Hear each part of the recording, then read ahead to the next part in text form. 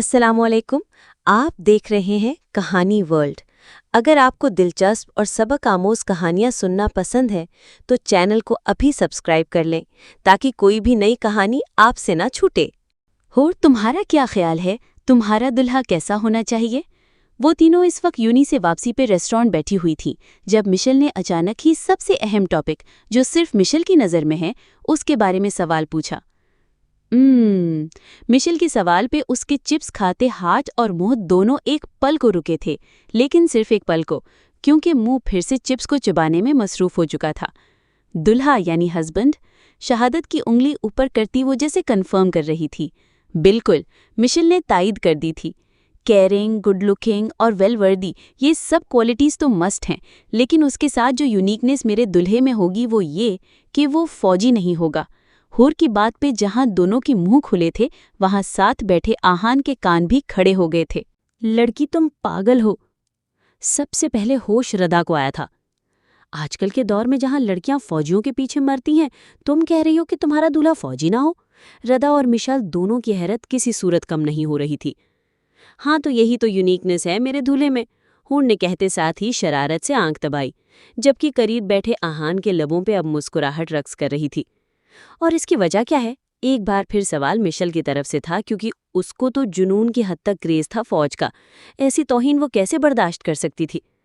यार, तुझे पता तो है वो कितने सो कॉल्ड डिसिप्लिन्ड होते हैं, उनकी हर चीज़ में डिसिप्लिन होता है, और मेरा और डिसिप्लिन का दूर दूर तक कोई लेना देना नहीं। और दूसरी बात, कहीं शहीद हो गया था तो मैं तो सारी उम्र रोती रहूंगी, जबकि मैं ऐसा नहीं चाहती। मैं लाइफ को हंस खेल कर खिलकर जीना चाहती हूँ। आंखों को मींचती वो ख्यालों में अपने बाजू फैला रही थी, यूं जैसे अभी से बादलों पे उड़ रही हो। लेकिन अफसोस, इस परवास को फिर रदा की चुटकी ने फौरन ही ढेर कर दिया था। क्या मुसीबत है भाई? अपने बाजू को मसलती वो रिदा को कच्चा चबाने वाली नजरों से देख रही थी। बहन, होश की दुनिया में आ जाओ, क्योंकि हमें काफी टाइम हो गया है। इससे पहले कि अम्मा तुम्हें फोन करके तुम्हारी क्लास लें, अब घर जाना चाहिए हमें।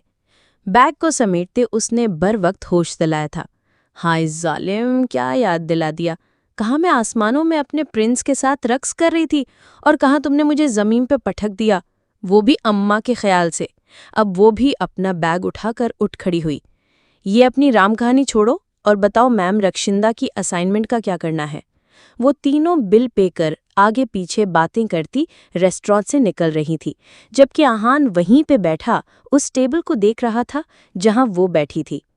हूर बिन आवाज लब हिले थे, और शायद वैसे ही मोहब्बत बगैर आवाज पैदा किए आहान के दिल में बैठ गई थी। कहाँ थी तुम? वो अभी अंदर दाखिल हुई ही थी कि अम्मा खुदाई फौजदार बने सामने ही खड़ी थीं। अल्लाह अम्मा, डरा दिया। ऐसे तो कोई जिन भी इतनी अचानक सामने नहीं आता जितनी अचानक आप सामने आई हैं। कुछ तो ख्याल करें अम्मा, नन्ना सा दिल है मेरा, चिड़िया जितना। एवं ही हार्ट अटैक से बंद हो गया तो दिल पे हाथ रखे वो डरे रहने की एक्टिंग कर रही थी। मनहूस, शर्म नहीं आती? माँ को जिन से तशबीह देती है। उसकी कमर पे धप रसीद करती वो और गरजी। आए और रब्बा, में मर गई। अम्मा कुछ तो ख्याल करें, नाजुक जान हूं मैं, आपका समीटेड हाथ नहीं सहा जाता। धाइयां देती वो सोफे पे गिरने किसी अंदाज में बैठी। खोते जितनी हो गई है मेरी औलाद, पर तमीज छूकर नहीं गुजरी। नीचे देखे नहीं जाते कि धुले कपड़े पड़े हैं? उसे जबरदस्ती उठाती, नीचे से कपड़े इकट्ठे करके साइड पे रखे। लोगों की बेटियां कॉलेज या यूनी से आती हैं तो उनकी माएँ ठंडा जूस का ग्लास पेश करती हैं। इधर एक हमें आए तो आगे से धप्पों और सलवातों से स्वागत होता है।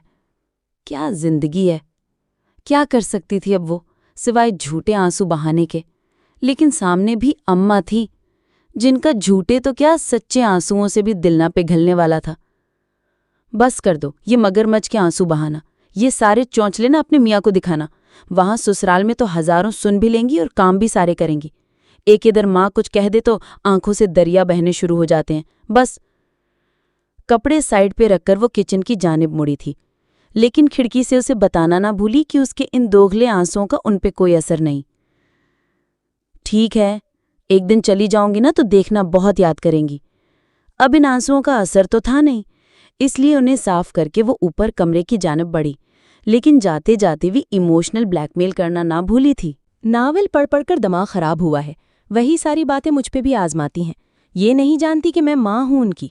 वो किचन में काम करते करते भी मुसलसल बड़बड़ा रही थी। آخر کو اللہ نے اولاد ہی ایسی افلاطون دی تھی، بیچاری کرتی بھی تو کیا۔ ماہا تو سمجھدار تھی، سلجھی تھی، لیکن حور تو توبہ توبہ تھی۔ جوانی میں ہی بیوگی کے بعد انہوں نے ہی ماں اور باپ دونوں بن کر پالا تھا۔ ماہا تو خیر سمجھدار تھی، معاملے کی نزاکت کو سمجھتی اور ہمیشہ ان کا ہاتھ بٹاتی، پر حور اس کی شرارتوں سے تنگ تو نہیں، البتہ پریشان ضرور تھی، اور اس کی سب سے بڑی وجہ محترمہ حور صاحبہ کا بغیر رکے اور بغیر سوچو بولنا تھا۔ وہ اس کو کتنا بھی سمجھاتی، لیکن وہ بہت عقل مندی سے دائیں کان سے سن کر لبیک کہتی اور بائیں کان سے نکال کر اللہ حافظ۔ کمرے میں آتے ہی اس نے بیگ زور سے بیڈ پر پھینکا تھا اور خود کو بھی بیڈ پہ سیدھا گرایا تھا۔ یہ کیا طریقہ ہے حور، ایسے تھوڑی نہ لیٹتے ہیں بچے۔ ماہا جو کمرے کی سیٹنگ کر رہی تھی اور بیڈ شیٹ کو سیٹ کر کے سیدھی ہوئی تھی، اپنی محنت کے ضائع ہونے پہ تعصب سے حور کو دیکھا۔ یہ اماں مجھ سے خائف کیوں رہتی ہیں؟ چھت کو گھورے وہ اتنے سنجیدہ انداز میں پوچھ رہی تھی کہ ماہا کو تشویش ہوئی۔ ایسا کیوں کہہ رہی ہو حور؟ اور اماں تم سے خائف نہیں رہتی، بس تم انہیں تنگ مت کیا کرو، جو کہتی ہیں مان لیا کرو، تابیداری کرو گی تو کیوں کر خائف رہیں گی تم سے؟ پیار سے اسے بالوں میں ہاتھ پھیرتی وہ اسے سمجھا رہی تھی۔ یار وہ بیڈ پہ آٹھ کر بیٹھی۔ میں کر تو لوں تابیداری، پر جو اماں کو چھیڑنے کا سویگ ہے نا، اس کا چامی الگ ہے۔ ایک آنکھ دباتی وہ ماہا کو ہنسنے پہ مجبور کر گئی تھی۔ وہ جو سمجھی تھی کہ وہ سنجیدہ ہے تو یہ محض ماہا کی خام خیالی ہی تھی، تو اور نہیں تو کیا۔ جب وہ غصے سے بولتی ہیں اور اس پہ ان کے گال جب گلابی ہوتے ہیں، آئے ہائے کیا کمال لگتی ہیں۔ منہ پہ ہاتھ رکھ کر وہ ایسے شرما رہی تھی جیسے یہ قصیدہ وہ کسی لڑکے کی شان میں بول رہی ہو۔ ماہا جو تب سے مسکرا کر سن رہی تھی، اس کی آخری بات سے اس کو کہا لگانے پہ مجبور کر دیا تھا۔ حور باز آ جاؤ، اب مجھے سمجھ آیا ہے تم ٹھیک اماں سے ڈانٹ کھاتی ہو۔ چلو شاباش، اب اپنی باتوں کو بریک لگاؤ اور نیچے لنچ کی تیاری کے لیے آ جاؤ۔ روم کو فائنل ٹچ دے کر وہ نیچے کی جانب آ گئی تھی، جبکہ پیچھے حور اوکے باس کہتی منہ ہاتھ دھونے کی غرض سے واش روم کی جانب بڑھی۔ گھر کی بربادی کے آثار نظر آتے ہیں، بدلے بدلے میرے سرکار نظر آتے ہیں۔ وہ کھڑکی سے ٹیک لگائے حور کو سوچ کر مسکرا رہا تھا جب فائق اس کا روم میٹ اور بیسٹ فرینڈ ہاتھ میں چائے کے 2 کپ لیے موقع کی مناسبت سے شیر پڑتا کمرے میں داخل ہوا۔ اس کے شیر پہ وہ کہکا لگائے بنا نہ رہ سکا۔ یار تم بھی نا، ایسی کوئی بات نہیں۔ اس کے ہاتھ سے کپ لیتا وہ تھوڑی سنجیدگی سے بولا، لیکن سنجیدہ ہو نہیں پایا، کیونکہ جب محبت چپک جاتی ہے تو کہاں ہونٹوں سے مسکراہٹ جاتی ہے، بن بات کے بھی ہنسی آتی ہے۔ تب تو پتر ساڈے نال ویرتے سدھے سدھے پھر، اس لیے جو بات ہے اسے سیدھی طرح بتا دو، ورنہ پتہ تو میں خود بھی لگوا لوں گا۔ چائے کا سپ لیتے فائق نے جیسے اسے وارن کیا تھا، اور ہم جانتا تھا کہ وہ ایسا کر بھی لے گا۔ بڑے ہی منحوس ہو تم قسمیں، برا سا منہ بنا کر کہا گیا، آخر فائق نے دھمکی ہی ایسی دی تھی۔ اب بتاؤ بھی۔ اس کے پوز لینے پہ فائق کو مزید تجسس ہو رہا تھا۔ ریسٹورنٹ میں دیکھا آج اسے، بالکل اپنے نام کی طرح خوبصورت تھی۔ گہرا سانس لے کر اس نے بات کا آغاز کیا، پھر چپ کر گیا۔ اور نام کیا تھا؟ ایک اور سوال آیا۔ حور۔ لبوں نے جنبش کی۔ اوہو! فائق کی ہوٹنگ پہ اس نے سخت چینوں سے اسے گھورا، جس پہ اس کی اوہو کو بریک لگی۔ لیکن ایک مسئلہ ہے۔ چائے پیتے اس نے دوبارہ وہیں سے تسلسل جوڑا۔ کیا؟ اس کو فوجی پسند نہیں۔ ہائے کتنا دکھ تھا آہان کے لہجے میں، کوئی اس سے پوچھتا۔ کیا؟ آہان کی بات سن کر اس کے منہ سے بے اختیار چیخ نکلی تھی، کیونکہ پاکستان میں تو کم از کم ایسا نہیں ہو سکتا کہ کوئی فوجیوں کو ناپسند کرتا ہو۔ اس کے شوق پہ وہ بس اتنا ہی بولا کیونکہ فائق کا ریاکشن پہلے سے جانتا تھا۔ لیکن کیوں یار، ویسے والے ناپسند نہیں ہیں۔ اب یہ ویسے والے کی تعریف بھی کر دو۔ فائق کے پلے ککھ نہ پڑا۔ مطلب ایسا ہسبینڈ نہیں پسند، ویسے پسند کرتی ہے۔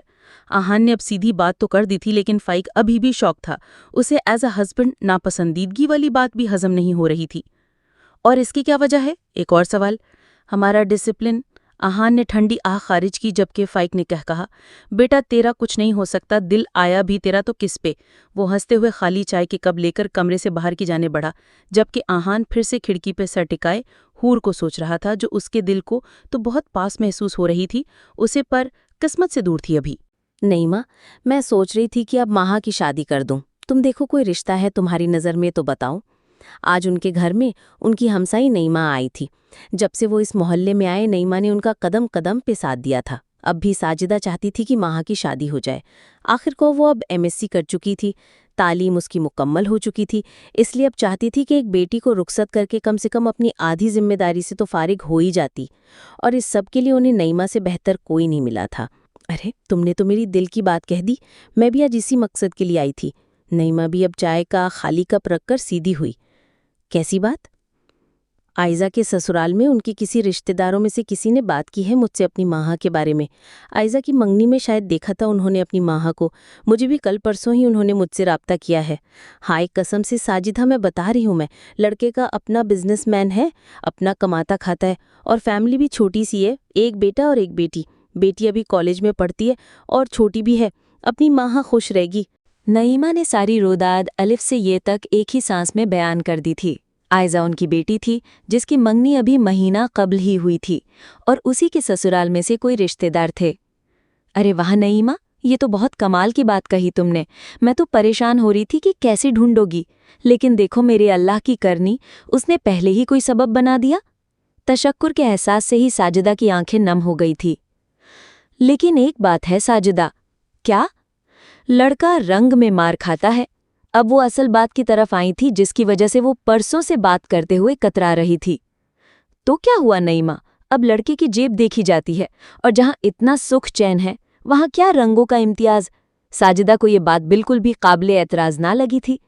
بس پھر کل ہی چلتے ہیں۔ نعیمہ تو ہتھیلی پہ سرسوں جمانا چاہتی تھی۔ نعیمہ کل ہی؟ اتنی جلدی؟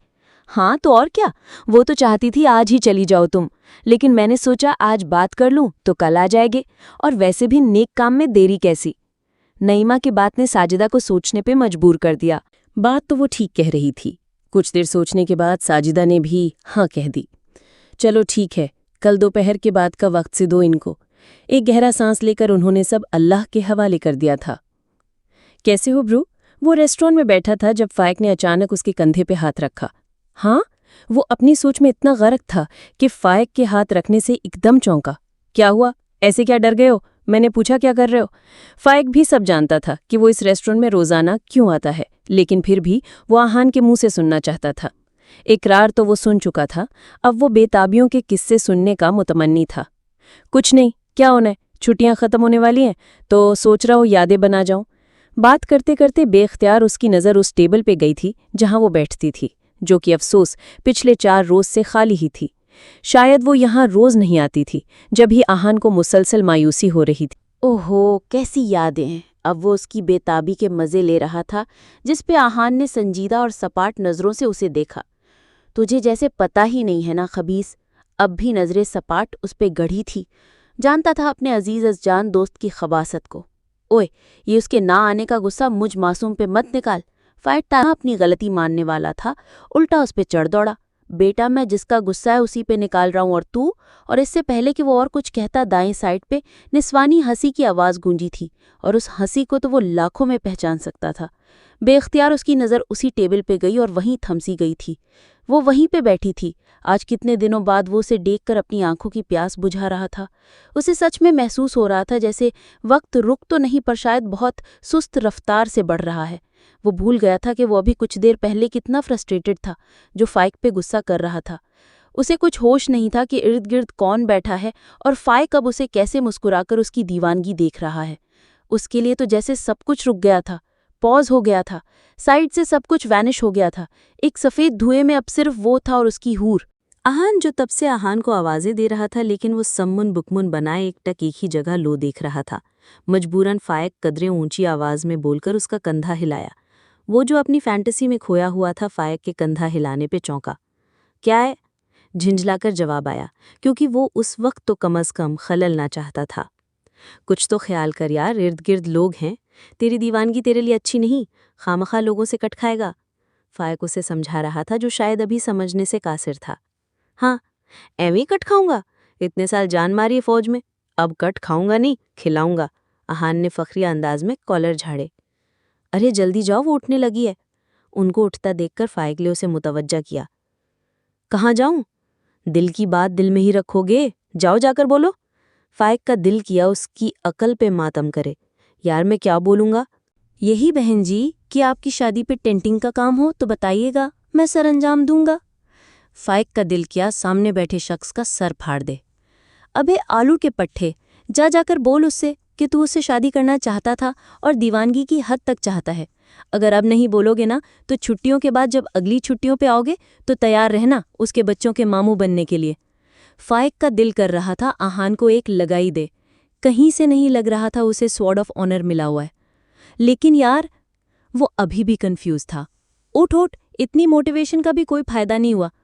تو فائق نے بمشکل اسے اٹھا کر کھڑا کر کے اس کے سامنے کیا۔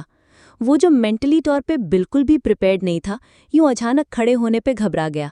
سامنے سے ہی وہ فون پہ ٹائپ کرتی آ رہی تھی۔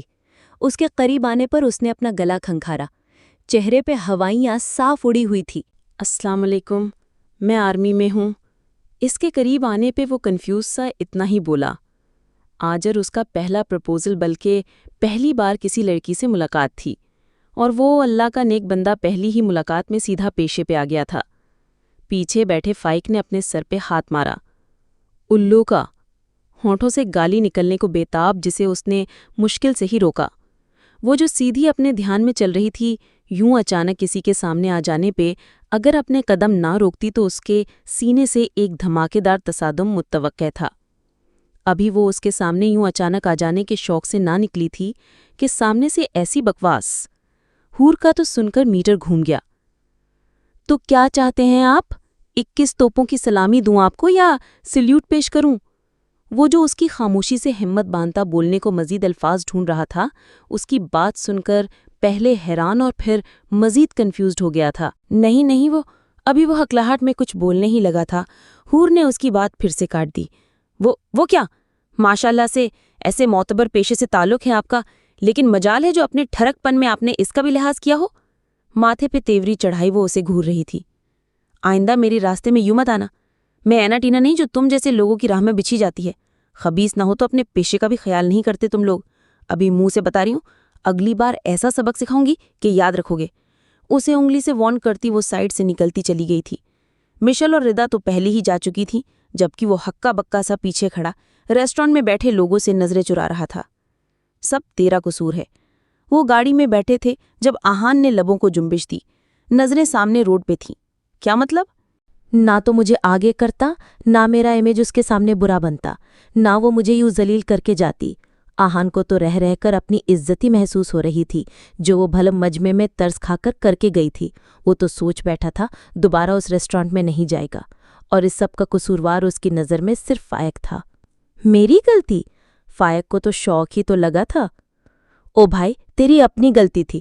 تجھے کس بے وقوف نے کہا تھا پہلی ہی ملاقات میں، بلکہ پہلی ہی بات پیشے کی کر، اور وہ بھی وہ پیشہ جس کو وہ ایز اے ہسبینڈ پسند نہیں کرتی۔ ساری تیری زبان کی غلطی ہے۔ فائق کو بھی کہاں گوارا تھا خود پر بات لینا۔ اچھا بس آئندہ میں اس کے پاس جاؤں گا ہی نہیں۔ نہایت ہی بزدلانہ فیصلہ ہے، بجائے تو اسے ایز اے چیلنج ایکسیپٹ کر۔ ابھی وہ بات ہی کر رہا تھا جب اس کی بات کو آہن نے بیچ میں ہی ٹوکا۔ Shut up Faiq, she is my love not a challenge. وہ غصے سے اسے گھور رہا تھا، اور وہیں فائق کو اس کی شدت کا اندازہ ہو گیا۔ Okay relax, I am sorry. اپنے کانوں کو ہاتھ لگاتا وہ واقعی نادم تھا، جبکہ آہان نے غصے سے منہ موڑ لیا تھا۔ ابھی وہ فائق سے کوئی بھی بات نہیں کرنا چاہتا تھا۔ اماں کہاں جا رہے ہیں؟ وہ یونی سے واپس آئی تھی، آج بھی تھوڑی لیٹ ہو گئی تھی، اس لیے جو گرج چمک وہ اماں کے نادلوں سے متوقع کر رہی تھی وہ آج دروازے پہ اسے نہ ملا تھا، بلکہ الٹا وہ اسے تیار ہوتی نظر آ رہی تھی۔ وہ سوائے نعیمہ فلا کے گھر کسی کے گھر نہیں جاتی تھی، اور ان کے گھر جانے کے لیے ایسا اہتمام بھی کبھی نہیں ہوا تھا، اس لیے حور کا متجسس ہونا لازم تھا۔ لو، میں تمہارا ہی انتظار کر رہی تھی۔ حور کی آنے پہ انہوں نے بڑے پیار سے اس سے بات کی۔ حور تو ایک دم حیران ہو گئے۔ اماں کا یہ روپ کہاں دیکھا تھا اس نے؟ اچھا میری جان، میں ذرا نعیمہ کے ساتھ ماہا کے لیے رشتہ دیکھنے جا رہی ہوں، تم پیچھے اپنا اور ماہا کا خیال رکھنا، اور بہن کو تنگ نہیں کرنا، ٹھیک ہے نا؟ واپسی پہ کوئی شکایت نہ سنوں، ٹھیک ہے نا؟ اس کی ٹھوڑی کو پیار سے چھوتی وہ دروازے کی جانب بڑھ گئی۔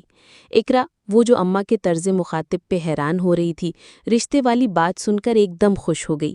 یہ بھی یاد نہ رہا کہ اماں نے ابھی اس کی ٹھوڑی بھی پیار سے چھوئی ہے۔ پہلے ماہا کی طرف دیکھا جس کے چہرے پہ شرمیلی اور دھیمی مسکراہٹ سجی تھی، پھر اچانک اس کے گلے آ لگی۔ ارے میری پیاری بہنا، بنے گی دلہنیا۔ माहा जो हूर के चेहरे के उतार चढ़ाव को देख रही थी, अचानक उसके बेले लगने से गिरते गिरते बची। लेकिन माहा परवाह कैसे थी? वो मुसलसल खुशी से अपना बेसुरा राग अलाप रही थी और माहा की मुस्कुराहट पहले हंसी में और फिर कहकहे में तब्दील हो गई। अगर ये कहानी आपको पसंद आई तो लाइक और शेयर ज़रूर करें और मज़ीद कहानियों के लिए हमारे चैनल को सब्सक्राइब करना ना भूलें। अगली किस्त जल्द आप तक पहुंचेगी।